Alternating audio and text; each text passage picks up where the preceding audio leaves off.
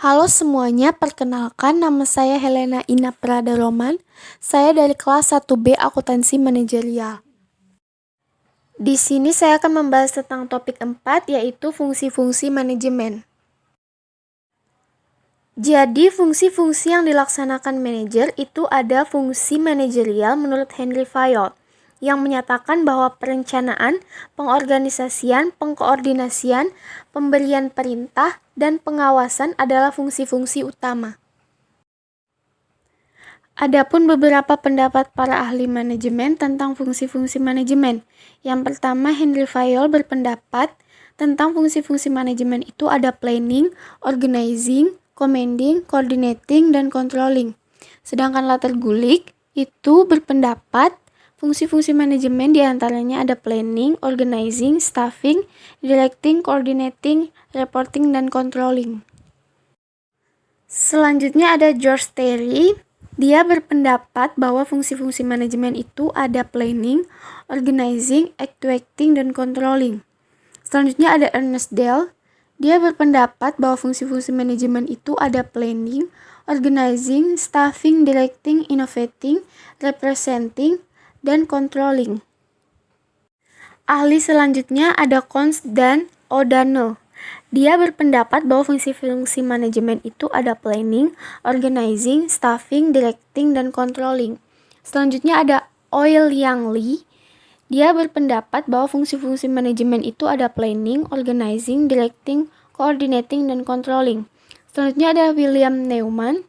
Dia berpendapat bahwa fungsi-fungsi manajemen itu ada planning, organizing, assembling, directing, dan controlling. Yang terakhir ada James Turner. Dia berpendapat bahwa fungsi-fungsi manajemen itu ada planning, organizing, leading, dan controlling. Selanjutnya ada fungsi manajemen menurut para ahli.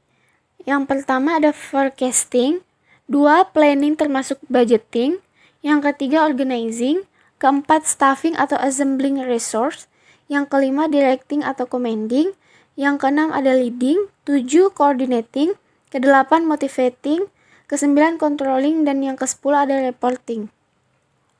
Jadi dapat disimpulkan bahwa terdapat beberapa persamaan yang tercermin pada fungsi-fungsi planning, organizing, dan controlling. Sedangkan fungsi-fungsi lainnya merupakan cara penyebutan yang berbeda tetapi mengandung arti yang sama, di mana pada dasarnya adalah fungsi staffing, directing, atau leading.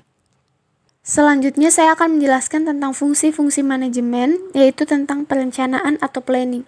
Jadi rencana-rencana dibutuhkan organisasi untuk menetapkan tujuan-tujuan dan menetapkan prosedur terbaik untuk pencapaian tujuan-tujuan itu. Di samping itu, rencana memungkinkan A. Organisasi dapat memperoleh dan mengikat sumber daya yang diperlukan untuk mencapai tujuan-tujuannya. Yang B, anggota organisasi melaksanakan kegiatan-kegiatan yang konsisten dengan berbagai tujuan dan prosedur terpilih. Yang C, kemajuan dapat terus dimonitor dan diukur, sehingga tindakan korektif dapat diambil bila tingkat kemajuan tidak memuaskan. Jadi, perencanaan atau planning adalah 1. Pemilihan atau penetapan tujuan organisasi. Yang kedua, penentuan strategi, kebijakan, proyek, program, prosedur, metode, sistem, anggaran, dan standar yang dibutuhkan untuk mencapai tujuan. Fungsi selanjutnya ada pengorganisasian atau organizing. Jadi pengorganisasian atau organizing ini mempunyai 4 pengertian. Yang pertama, penentuan sumber daya dan kegiatan-kegiatan yang dibutuhkan untuk mencapai tujuan organisasi. Yang kedua, perancangan dan pengembangan suatu organisasi atau kelompok kerja yang dapat membawa ke arah tujuan. Yang ketiga, penugasan tanggung jawab tertentu. Yang keempat, pendelegasian wewenang yang diperlukan kepada individu-individu untuk melaksanakan tugasnya. Fungsi ini menciptakan struktur formal di mana pekerjaan ditetapkan, dibagi, dan dikoordinasikan. Manajer perlu mempunyai kemampuan untuk mengembangkan atau memimpin organisasi yang sesuai dengan tujuan, rencana, dan program yang telah ditetapkan. Selanjutnya ada penyusunan personalia staffing. Jadi, penyusunan personalia staffing ini adalah penarikan atau recruitment latihan dan pengembangan, serta penempatan dan pemberian orientasi karyawan dalam lingkungan kerja yang produktif. Dalam pelaksanaan fungsi ini, manajemen menentukan persyaratan mental, fisik, dan emosional untuk posisi-posisi jabatan yang ada melalui analisa jabatan, deskripsi jabatan, dan spesifikasi jabatan. Selanjutnya ada fungsi personalia atau staffing, mencakup kegiatan-kegiatan yang pertama, pembuatan sistem penggajian, yang kedua, penilaian karyawan untuk promosi atau transfer, yang ketiga, demosi dan pemecatan, yang keempat, latihan dan pengembangan karyawan. Selanjutnya ada fungsi pengarahan atau leading. Jadi fungsi pengarahan atau leading ini untuk membuat atau mendapatkan karyawan melakukan apa yang diinginkan dan harus dilakukan. Fungsi ini melibatkan kualitas, gaya, dan kekuasaan pemimpin, serta kegiatan kepemimpinan seperti komunikasi, motivasi, dan disiplin. Fungsi leading sering disebut dengan directing, motivating, attracting, dan sebagainya. Selanjutnya ada fungsi perencanaan dan pengorganisasian, lebih banyak menyangkut aspek-aspek abstrak proses manajemen, sedangkan kegiatan pengarahan langsung menyangkut orang-orang di dalam organisasi. Selanjutnya ada fungsi pengawasan atau controlling. Jadi semua fungsi sebelumnya tidak akan efektif tanpa fungsi pengawasan atau controlling, atau sekarang dengan istilah pengendalian.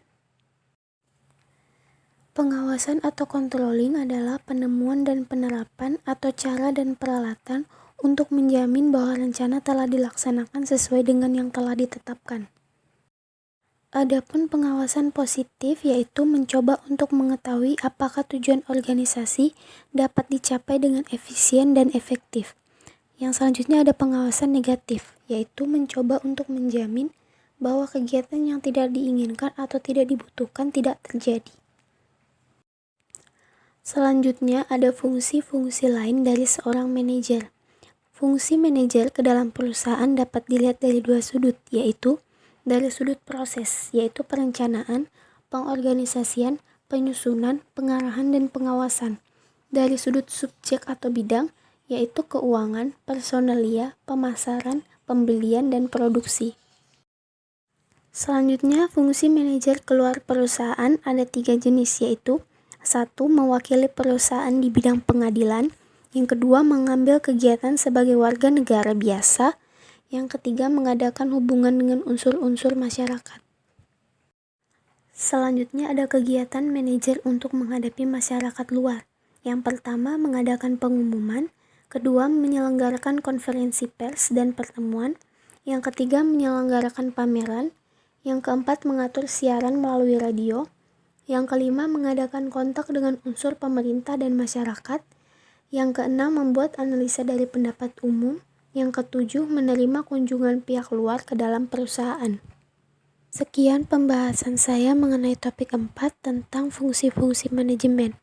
Saya ucapkan terima kasih.